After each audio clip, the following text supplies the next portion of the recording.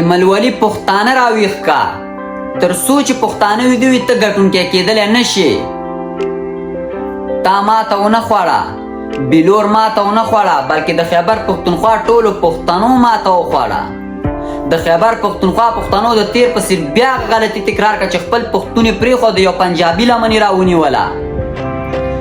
ته باید اول د خیبر پښتانه په دې پوهېږي چې تاسې څوک یاستئ. ته باید اول د اشناغر پښتانه په دې پوهېږي چې تاسې څوک یاستئ. کله چې د اشناغر پښتانه په دې پوه شو چې موږ څوک یې بیا له تا نه ټول پاکستان نشي ګټلی. ملولي داسې کېدی نه شي چې د خیبر پښتونخوا پښتانه دې وده وي او ته د هغوی ته خیبر ګټې، ته د هغوی ته کلتور ګټې، ته د هغوی ته خاوره ګټې او ته د هغوی ته د هغوی سیاست ګټې. اول به دی راویښې له خوبه بیا به ته دی ته دا ګټې چې دی تا سره نه په یوازې ځان دا هېڅ نه کېږي. لومړی د دی راویښول مهم دي. دا خل راویښ که بیا به ته دی ته دا ګټې.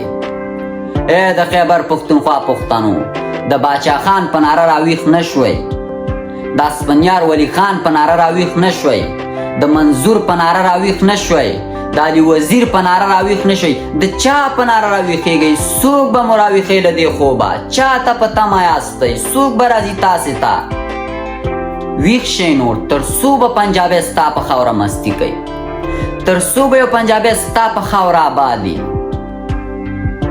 ویښ شه نور، له خپل شعور او عقل نه کار واخله.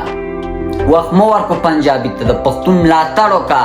هغه پښتون چې شپه او ورځ یخني ګرمي باران وریځ ستا آواز جیږی او تا ته په هغه ځای کې خپیلوسې منډې وخي مګر ستا غږ جیږی.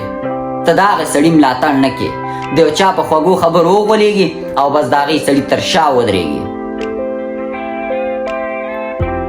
او بس دا هم پې ښه تهمت لګولی چې دا په سټیج ودرېږي کنځاګانې کوي، مګر دا کنځاګانې شروع اول چا کړي؟ ملولي خو اوس سیاست نه کوي، له دې نه مخکې سیاست کولو که نه. هغه وخت کې ولې کنځا نه کولې چې اوس یې کوي؟ دا سوچ تا سره نشته چې دا کنځاګانې شروع چا کړي؟ په سیاست کې دا خلل چا راوسته؟ خو تاسې راوسته.